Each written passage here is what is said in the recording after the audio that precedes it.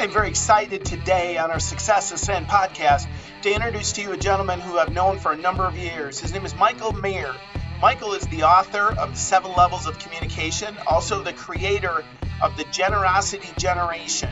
Michael's going to share with us how he looks at communications, how he looks at doing business through referrals and through advocates and ambassadors. You're in for a treat today, ladies and gentlemen, so let's hit the ascent, the Success Ascent.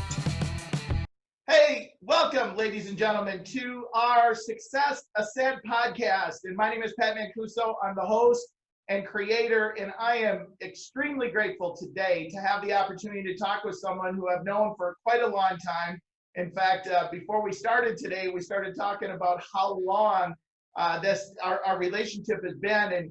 And this gentleman's name, entrepreneur, successful business owner, and he's impacting a lot of business owners based upon how to build a business. His name is Michael Maher, and I pulled out, he's a successful author. I pulled out today his book, the one where I first met him, and he's going to tell a little bit of story about it. However, when I went back and I looked as preparing for today, this is one of the most dog-eared books that I have in my library. It's called The 7 Levels of Communication. And so I'm just so grateful to have the opportunity to introduce Michael Maher to you, and he's going to tell you a little bit about his journey. And we're going to talk about that book that you were saying I should maybe keep it or auction it up on eBay. So ladies and gentlemen, please welcome Michael Maher.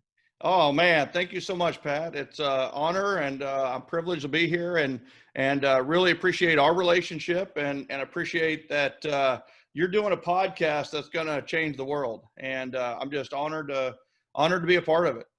Well, thanks so much, Michael. So let's talk about the book. You know, it's an autographed copy, and you were talking about the journey of the book, and I actually think it goes to a lot about who you are and the little things that make a difference. Because when you told me the story of the book, I went, wow, that actually made me feel pretty special. Well, I'll tell you, honestly, isn't that kind of like what life's a big part of life, I believe, is making other people feel special, not with white lies or anything else, but just, I truly believe everyone has a spark. Everyone has something you can compliment, and you really have to get outside of yourself and really be comfortable with yourself to the point where you are literally looking at everything around them with a high level of awareness to not just hear the words or even listen to the music. You've got to feel the aura, feel the energy around the other person. And really that, I believe, is a big part of success in general is so many people are worried about themselves. They're worried about how they look, what they wear, what they, I mean, like in my case, I could be really concerned because my son is playing at a World Series in Florida right now. And I've been wearing sunglasses and a hat, if you couldn't tell. I mean, it's literally like I have white here, and then it's like suntan below that. So it is what it is. It's one of those where I'm not going to worry about that. I'm going to focus on how can I help Pat and how can I add the most value to you and your listeners. And it does go back, to the book. And one of those things is that, a lot of people out there listening to this probably want to write a book. I know you want to write a book as well, and I can't wait for it to come out. But I was like a lot of people who needed to write a book. I needed to write a book. I was waiting for a round to it.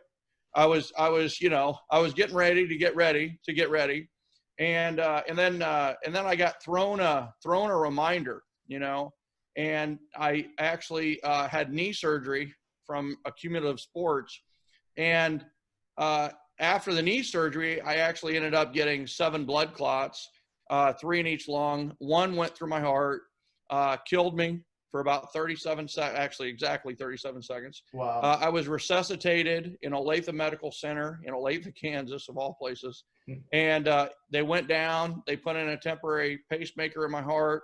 And that night in ICU, December 18th, 2007, that night in the intensive care unit in Olathe Medical Center, I outlined what became 7L and the 7 levels of communication. I wouldn't have done it if I didn't get that huge wake-up call. And I think it kind of ties to where we're at today with the quarantine and COVID-19 and everything else is, this isn't a beat down. this is a wake up, and so, to finish the story on the book, it came out in 2010. I spoke at Mega Camp for Keller Williams. Interestingly enough, I did not know that he was going to say, you've got to be an idiot not to buy this book on stage. And I didn't have books, Pat. So literally, I didn't have books. So literally, Sierra Grind and my wife, Sherry, drove from Kansas City with a box fan of 2,000 books. And I mean, two women driving on their own all the way from Kansas City to Austin, Texas. They brought 2,000 books down. We sold all 2,000 books. I didn't have any thought of signing books. This was literally, this is right as the book is coming out. And so we found a silver Sharpie because it matched the silver on the front. And I signed 2,000 copies with silver ink. And from then on, I talk in the book about writing a power note using blue ink because it's more real, it's authentic, and people like the color blue more than any other color. And so I started signing in blue ink. Well, you got one of the first 2,000 because it's silver and it's a matte finish with the silver. It's a self-published edition. And then we went to the glossy finish after that with the shiny silver logo. And then the publisher Ben Bella bought us out, and they changed the book to the current blue and white copy. So yeah, that's the kind of the story behind that. Well, I love the break through the ceiling of we don't have books and we're going to get books here, and just the obviously nice touch of the note. You open the cover and you go, wow, and now you know the story behind it. So that's pretty awesome.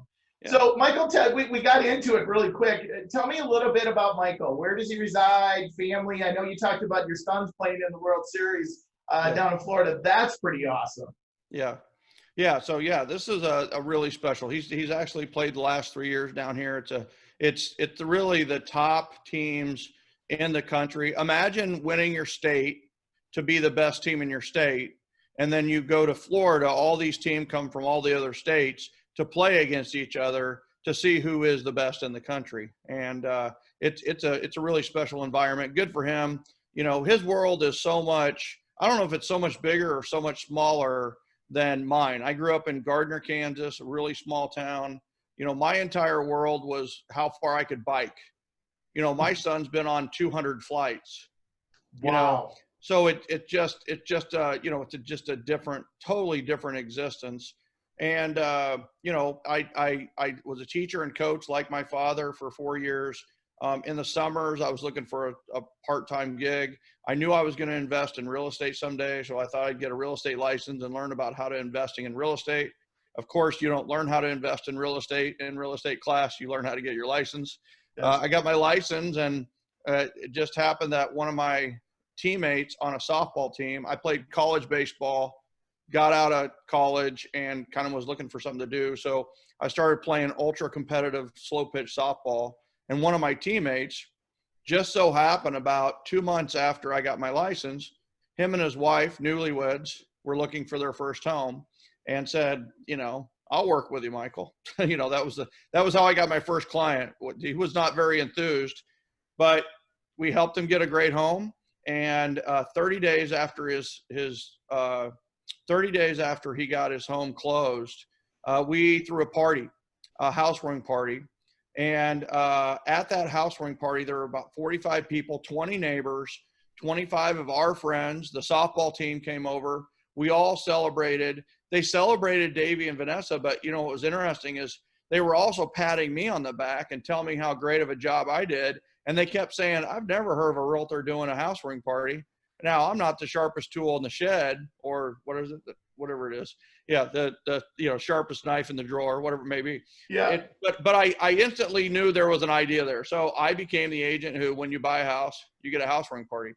And I got 11 referrals at that very first housewarming party. I worked that through the summer.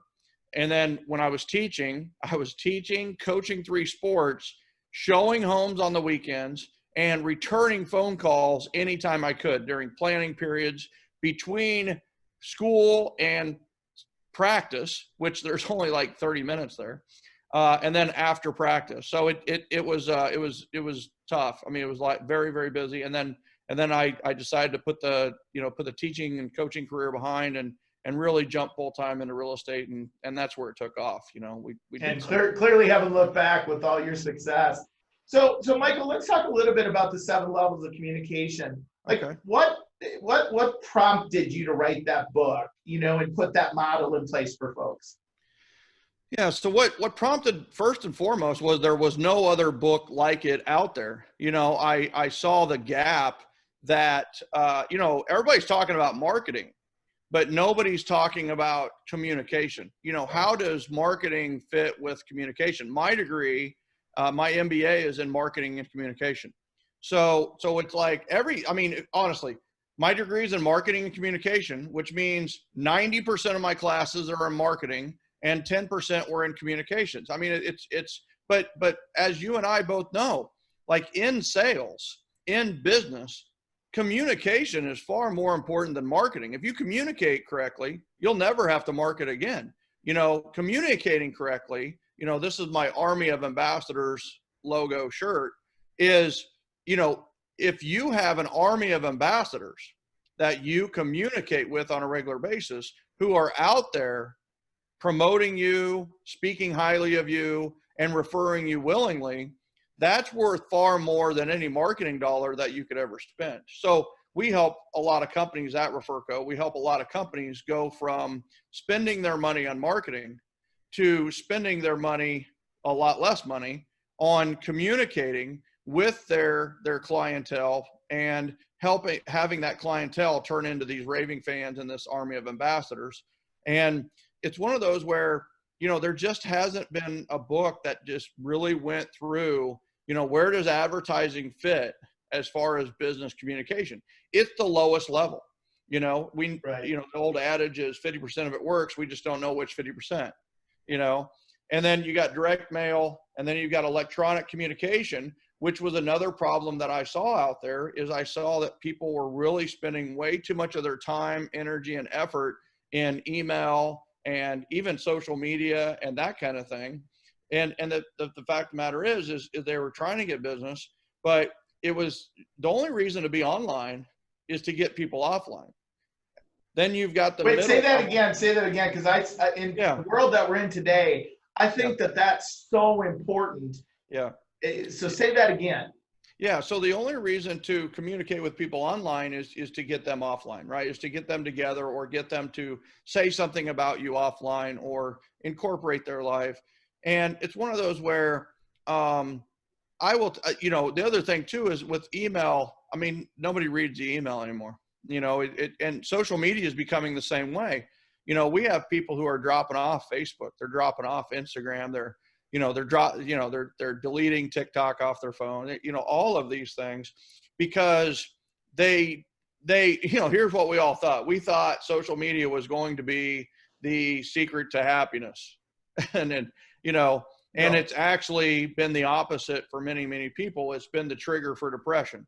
So it's one of those where, so you've got electronic communication, and then handwritten notes are the middle level of the 7 levels. And I made it its own level because of its impact. Is when you get a handwritten note, it's kind of like the handwritten book that you got. You remembered it, it has value. And a handwritten note, I could literally take up the rest of this podcast on just handwritten notes. I'm not going to. But it's like handwritten notes is, you can use them with people and it's awesome. You can use them with people you don't know, and it's awesome. The thing about it's also symbolic. A handwritten note, why do we love it? I mean, and I've just researched this to ad nauseum, is that why do we love a handwritten note so much? And it's because it's special, different, personal. Differentiation, it's personalized, is definitely customized, which, just so you know, we used to be in this bulk and mass world, and bulk and mass worked. We could bulk mail, we could mass produce, but the thing is people no longer are looking for bulk and mass. They are now looking for personalized and customized. I wrote about in 7L, I talked about people who go from the ego era to the generosity generation. And the ego era is we're number one, we're the biggest, we're the baddest, we're the best, and so on and so forth. Well, the consumer stopped believing that. You know, they're just like number one. Because everybody was the best. Everybody was number one. Yeah, at one time there were 6,580 number one agents in Kansas City, right? I mean, it's like, you know, if you looked around, everybody was number one at something or what. And people were even saying they were calling late at night. They would call from the office. They go, well, I'm number one in the office. Well, yeah, because they're the only ones in the office right there. But it's like, you know, but here's what happened. The consumer stopped believing. They don't care. They don't care to work with number one. They don't care to work with, you know, whatever it may be, whoever you say you are. You know, what's happened is we've evolved and the consumer has evolved to this generosity generation. The ego era, during the ego era, as a consumer, we were find me, sell me. Like find me, hunt me down, chase me, you know, tell me all your advantages. Tell me all the benefits of what you have. And sell me this pen, right?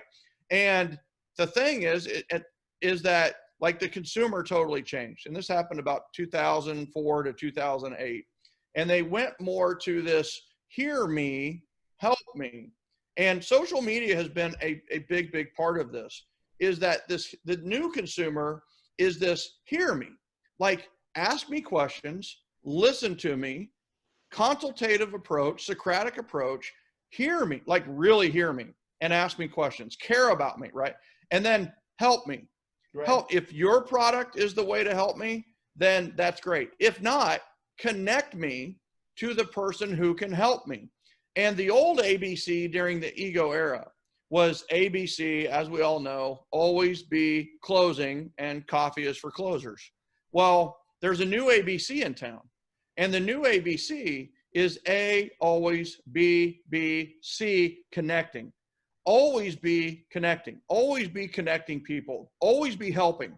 Always be looking to connect people. We've been connected, right? And we've connected each other to others. And it's always be connecting. And that's the new consumer of today. So it's interesting that we kind of segue back into the handwritten notes.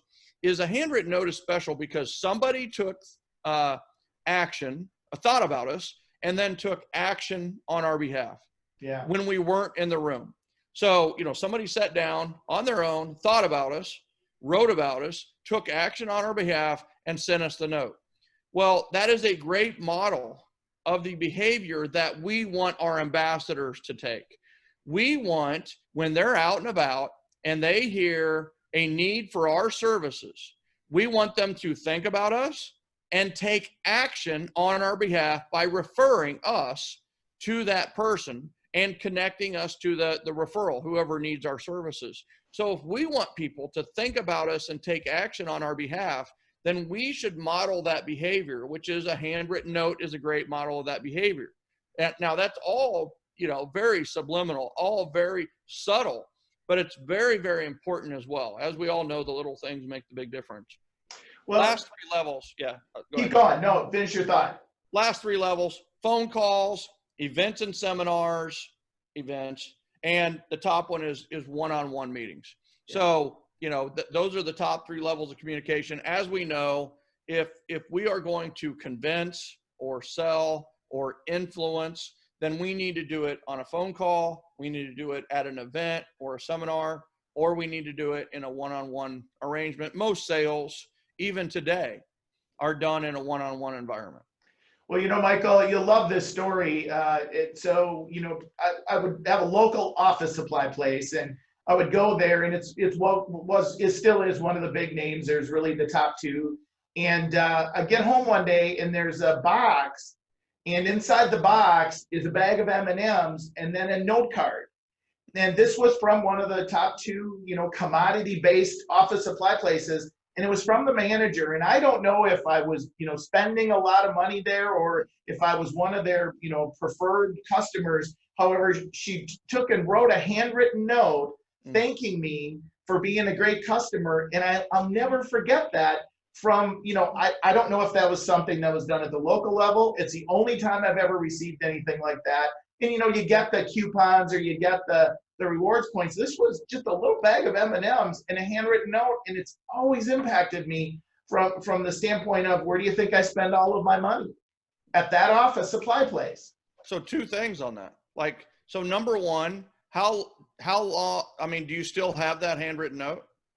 That's a great question. I don't know that if I do, and yet it might be somewhere. It would be interesting, like your listeners, to tell you, like, I keep handwritten notes forever.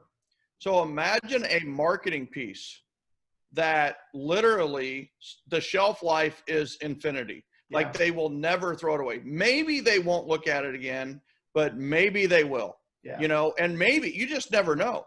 They could be in a fit of depression and they look over and they've got 3 handwritten notes that they've received in their life, and they read yours, and you help them turn the uptick on the way out.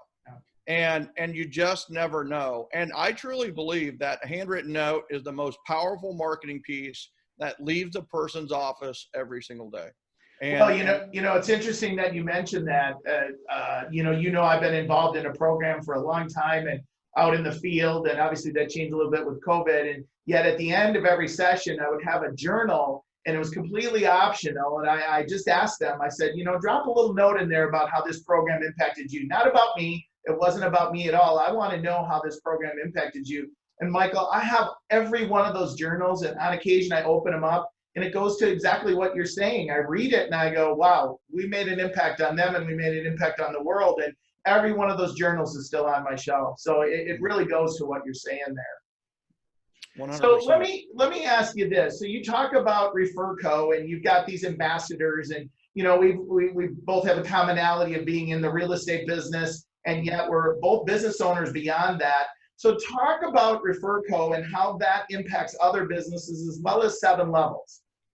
Yeah. So, well, I will tell you, REFERCO, it's REFERCO. So we do referrals. We help all kinds of businesses get referrals, from the solopreneur, from the 1099 on their own, all the way up to Fortune 1000 companies. And we help them develop programs that are not referral reward programs. I do not believe in paying for referrals.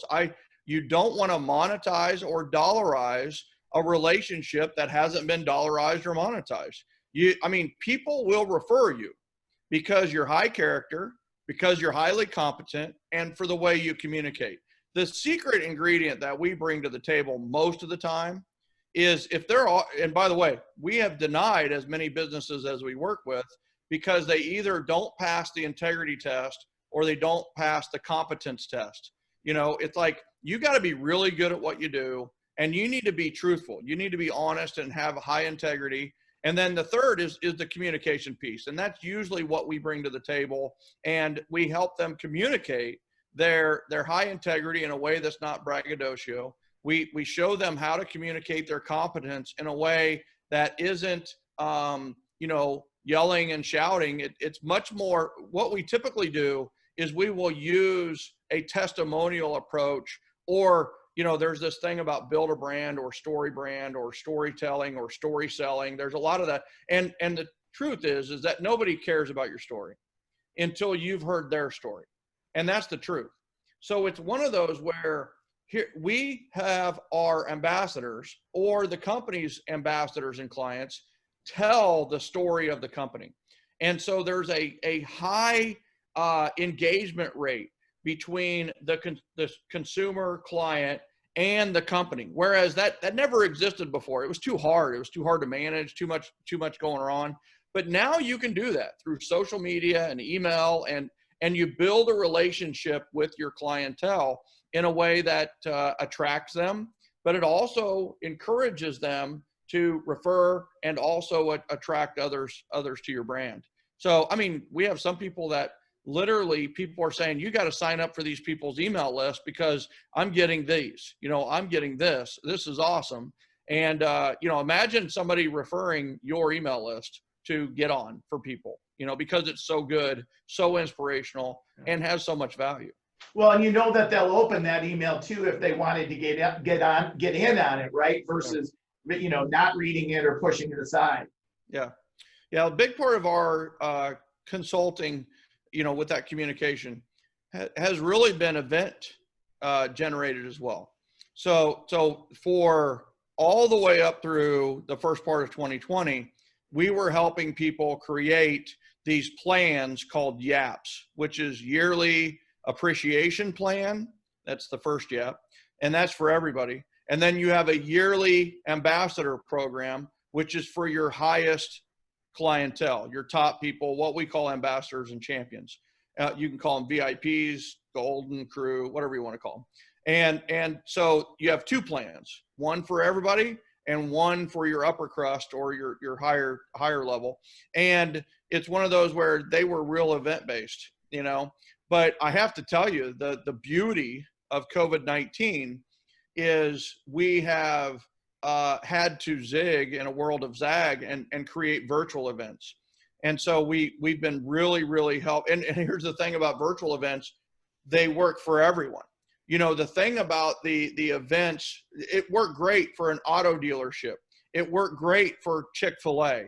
It worked great for Taco Bell. You know, having events in their parking lots and having events for teens who eat Taco Bell, and having events in the parking lot, having a little concert, having fun. And then what happened is there's no events right now. Well, the nice thing is that some of our companies are more national brands. Well, if you have a virtual event, guess what? You can attract anyone. People from China can watch it. People from Singapore can watch it. And so that's been awesome for us is the, how do we integrate the electronic communication with the event and seminars piece to attract people. I'm not a believer in chasing. I believe all you do is chase away people when you chase them. And instead of it's attract and be attractive and just continue to have this communication that attracts. So I was going to ask you about how you were, you and your businesses, that you're owning and leading were dealing with COVID-19, and you just kind of shared a little bit. I mean, you've zigged when you needed to, and you've gone to that digital platform, and any struggles with any of that you would share that you've learned from? Well, I mean, I typically travel every week to speak on the road, and we generate a large income from live events. So the way that we had to zig is we had to create a lot of this stuff virtually and digitally. And I had never done a Facebook Live before this year.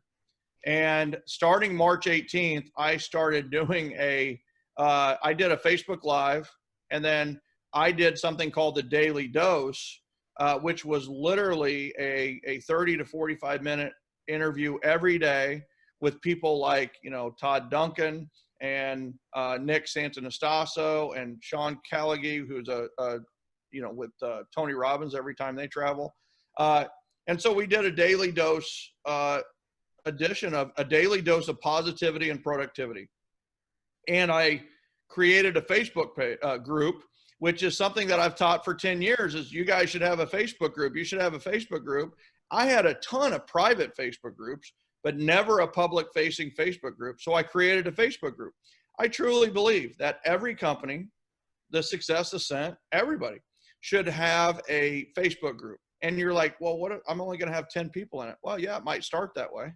But if you're continually communicating with them and providing content and so on and so forth, what's going to happen is that group is going to grow. Don't get tied to the numbers. Right. Don't worry. We do have a gal who started with us, and she has a group of 74,000 people already. We have groups of 34,000. We have groups of 5,000. But you know what? Our top referral person, Toral Chauffeur White, I'll give her credit right here, out of Washington State, Toral and Johnny, they have a group of about 2,800 people, and they get 200 to 300 referrals every year out of this Facebook group. So it's just like that whole thing of that Facebook community or an online community. But the thing that Toral and Johnny do great is they pull them out. They pull them out of Facebook for a live event, or and I'll tell you, we've got the Smart Restart Summit. I interview them on there, and it's one of those where even in the pre-interview, I took 2 pages of notes on what they were doing with virtual events. Yeah. So but here's the thing. It's really hard to do this if you don't have a place for them to gather, So they had a place for them to gather. They could measure interest, and then they could invite them from that group to their virtual events. I love that. The thing that I love about that is, we're always learning, and here you are taking 2-page notes in a pre-interview. I can't imagine when the event actually goes live. You have to go back and listen to it like 4 or 5 times to get everything. So Michael, let me ask you. People see successful people, and obviously you would be somebody that people see as successful. And yet there's always ceilings, there's always challenges, and people look and say, well, he makes it look so simple. Mm-hmm. Any kind of things you would share with our listeners about some of the challenges that you've had, maybe 1 or 2, and how you broke through those ceilings? So typically those come from a lack of a partnership or a mentor. And that's usually what I need, right? Is that if it seems like we're hitting a plateau, it's time to get into partnership. And the other thing too, that we grew up in an existence of competition, and everything's about what's your competitor doing. But there is that age old story of the person who kept watching what the competitor was doing, and they started marketing, advertising just like them. They started spending the online dollar, for the SEO like them. And then when the competitor went out of business, so did they, So it's like, you can't look at what your competitors are doing. You need to look at what your consumers and your clients need. And it's one of those where I will tell you that I do know what the competition is doing, but I don't see them as competition. I honestly see everybody as a potential collaborator. So it's more about collaboration than it is competition. And this has really opened doors for me because, like the Daily Dose, I had several people on that who said yes to coming on to the Daily Dose. And these people might go, well, that's a competitor. That's like somebody who does something similar to you. But the fact of the matter is after it was kind of explained, people realized, oh, well, there is a difference. So I think collaboration is usually a Kickstarter. It's also a Kickstarter for energy for you, because you've got new accountability in the room who will spark more out of you. And it's amazing how that works. And the other thing too is that you've got to continue growing. Everybody, like, I have this quote that was a little controversial that I said about 10 years ago. And it's kind of, it's like, there is no such thing as success or failure. There is only growth. People say, well, I either win or learn. Well, that's the problem, is if you're winning all the time, are you not learning? Yeah. And I'm a believer that the best scenario is win and learn, right? Not win or learn. And that's the biggest thing is here's the other thing. I mean, it's like win and learn, lose and learn, tie and learn, don't even play and learn. It's like, it's just learn. And it goes back to the, Zig Ziglar always patted me on the back. One of my mentors, I had my dad, Patrick J. Maher. I had Howard Brinton as a mentor, one of the greatest guys in real estate. And I had Zig Ziglar as a mentor. Pretty good group there. Yeah. But they're all deceased. I need a new mentor, So it's one of those where, he always patted me on the back because he really loved this. I'm an acronym guy. I've got acronyms for success. I've got acronyms for grace. I've got acronyms for, almost everything. And it's like, is life is this upward spiral of life that we need to get onto. And many of your listeners and viewers probably are familiar with like what happened with Britney Spears and Charlie Sheen, a few years ago. They went on this very public downward spiral. Well, what people don't know is, and maybe they didn't know, is Charlie Sheen had the #1 show on TV with 2.5 Men, and Britney Spears had the #1 album in the world, #1 album. And it's like, what happened? Well, they got to #1, and then they quit doing something. Right. And what they did is they quit learning, and they got into feeling. They got into feeling and internalizing things. Well, so that's the downward spiral of life. And there's also an upward spiral of life. And imagine like a spiral staircase, into the heavens, stairway to heaven. Had to work that in. But the stairway to heaven, imagine that. So here's the thing is this upper spiral, the spiral staircase, the stairway to heaven, if you will, is the upward spiral of life. And the first step on the upward spiral of life is learn. It has an L on it, and it's learn. And then the next step has an I on it. And the I is for implement. We need to implement what we just learned. That's the second step. Too often, and I will tell you, that's what you see today, especially in the COVID-19, is they have Zoom fatigue. They have learning fatigue. What they need is implementation fatigue. They need to implement more of what they're learning. Right. So learn, implement. And here's the cool thing. Step 3, this will surprise some people. Step 3 on that staircase has an F on it. And the F is for fail. And we need to realize a couple of things. One is we're not going to do what we just learned and implemented perfectly. We're going to fail at some level, probably massively. And it's okay, because that's number 2. Failing is just part of life. And so fail. And then the 4th step is a very, very important one. And this is the one that I think some people leave out, and they end up just failing and getting out. The E is the next step, because it spells life, of course. The E is for evaluate. We need to stop and reflect for a second, and we need to evaluate. Did what I just learned, implemented, and failed at, does it align with my values? Did it feel good? Did it get the results I want? Will it help me achieve my goals? If the answer is yes, we need to take the next step on that stairway. Well, the next step has another L on it, and it's for learn. But here's the thing about that. You're not learning at the same level. You're learning at a higher level. You're 4 steps ahead of the game. You're implementing at a higher level. You're failing at a higher level. You're evaluating at a higher level. Learn, implement, fail, evaluate. Learn, implement, fail, evaluate. And the thing about it is the successful entrepreneurs and business owners that we see out there, they're the biggest failures ever. And the reason for that is because they failed the most. They have learned, implement, failed, evaluate. They're still failing. The ones that are growing, you look at Bezos at Amazon, like Musk, right? I mean, it's like those guys, Richard Branson, like big failure. I mean, he's like, how's the best way to go from a billionaire to a millionaire? How's the best way to become a millionaire? He said, yeah, be a billionaire and buy an airline. I love that. I mean, it's just like, that's the greatest quote ever. But it's like, what happened? Failure, right? Learn, implement, fail, evaluate. And it's like, I heard Richard Branson they see like 250 lawsuits a month or something, some crazy number.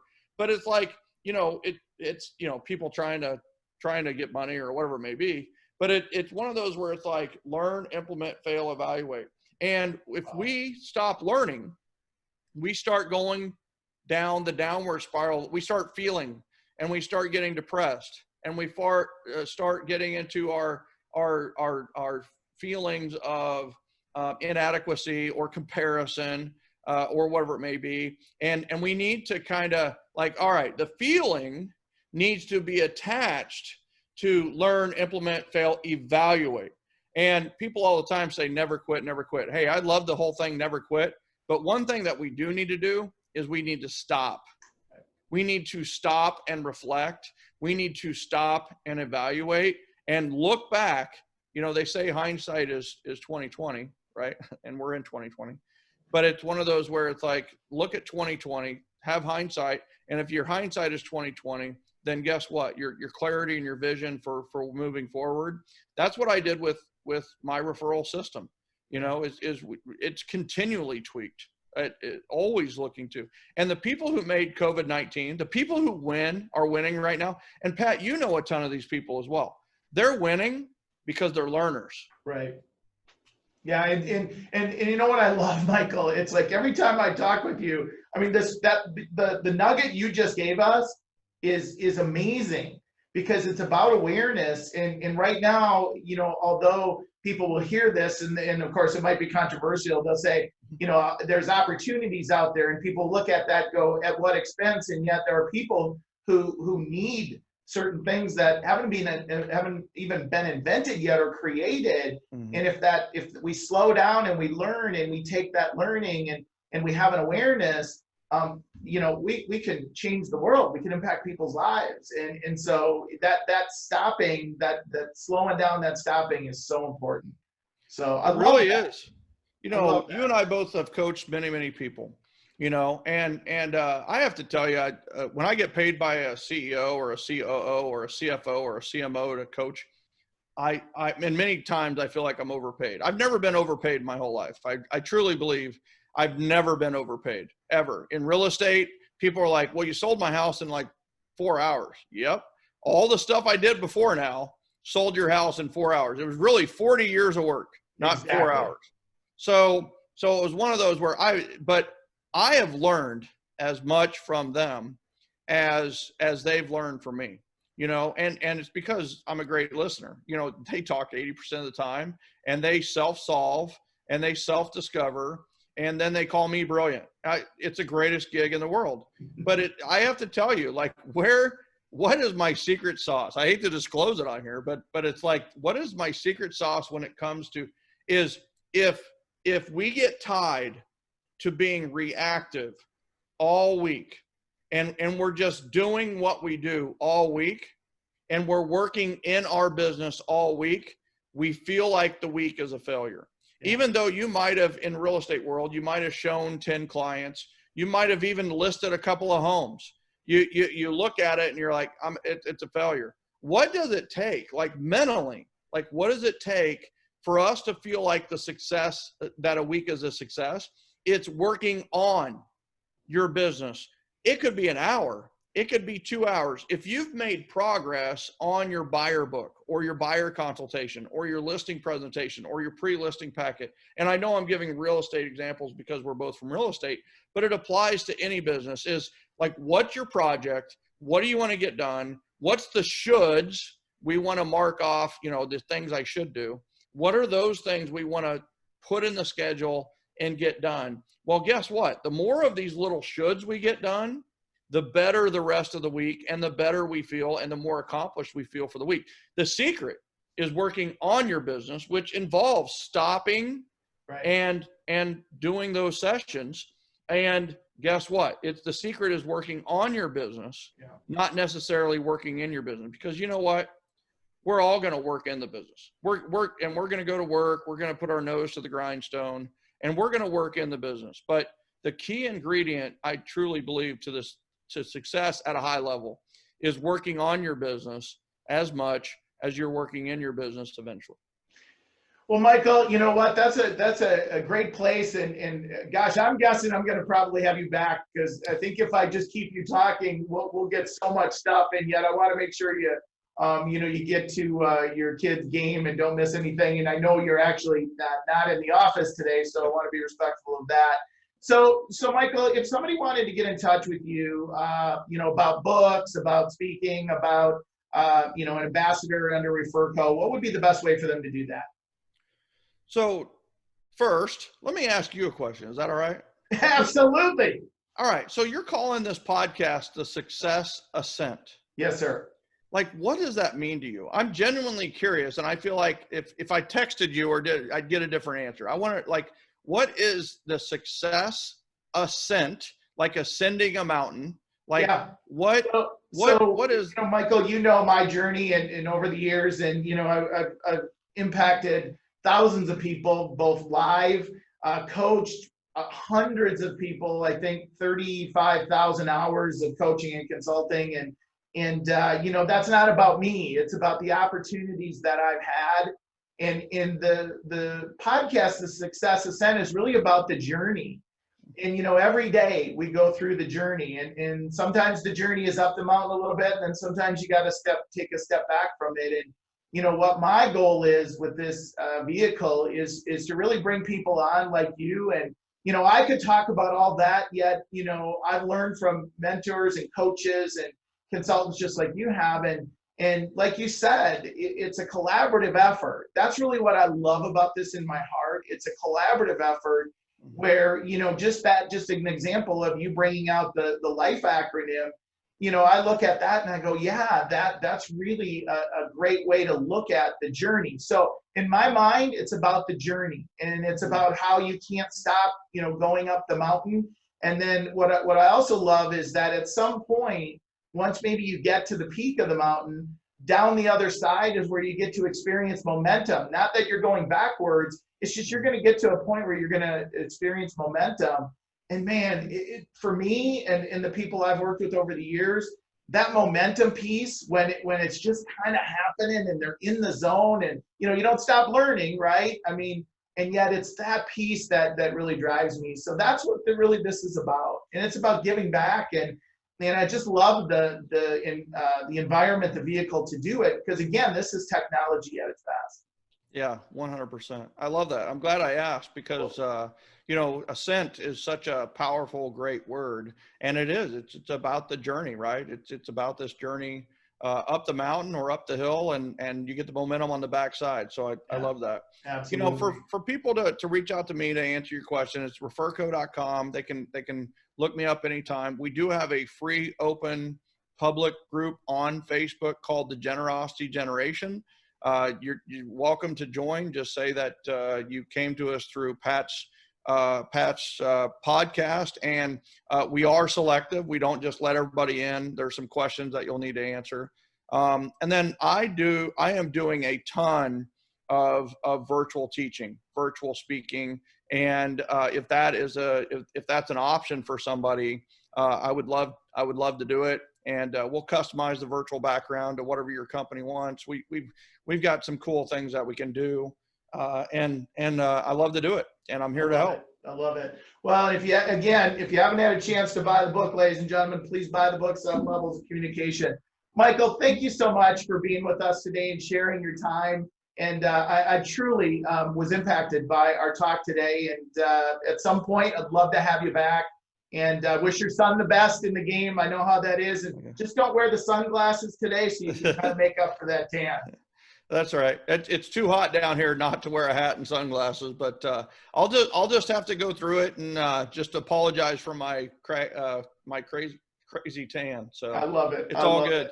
Pat, thank you so much for having me on, and even more importantly is just thank you for what you've especially done in the real estate industry over the years, and you've provided so much value and so much wisdom, and I know I speak for a lot of people when I say just thank you so much for everything that you've done. Hey, thanks so much, Michael. Have a great day. Take care. Thank you.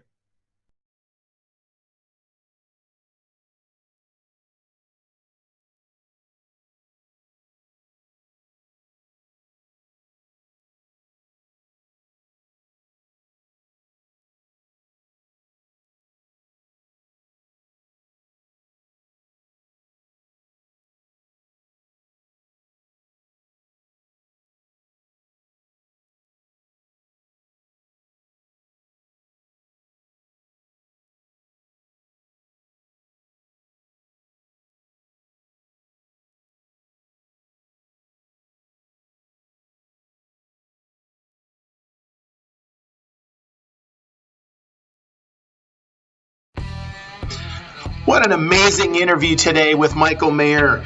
I took 4 pages of notes and a couple of things that I would like to share here before we go. First is the upward spiral. He talks about the acronym LIFE, which is learn, implement, fail, and evaluate. What's a great model for us to follow? He also talked about ceilings usually come from a lack of a partnership. Collaboration is a kickstarter for energy. And then the last thing is just the power of communications. In Michael's book, The 7 Levels of Communications, he brought this out, and yet today he shared with us, if you communicate correctly, you'll never have to market again. Ladies and gentlemen, I trust you got a lot of value today on the Success Ascent, and as always, I trust that you'll keep coming back. Next session, we'll be interviewing Linda McKissick. And for those of you that don't know, Linda has created a model for multiple buckets of income. Over $2 million a year in passive income is her goal in the buckets. And she'll talk about the buckets and how to create the buckets, no matter what business or opportunities that you have. Ladies and gentlemen, thank you so much for attending and listening to the Success Ascent. And as always, have an awesome day. Take care. If you've not yet subscribed, please go to your favorite podcast source and subscribe to the Success Ascent, or simply go to www.thesuccessascent, and that's ASCENT.com, thesuccessascent.com. Thanks so much for joining us today. We look forward to catching you on the next ascent.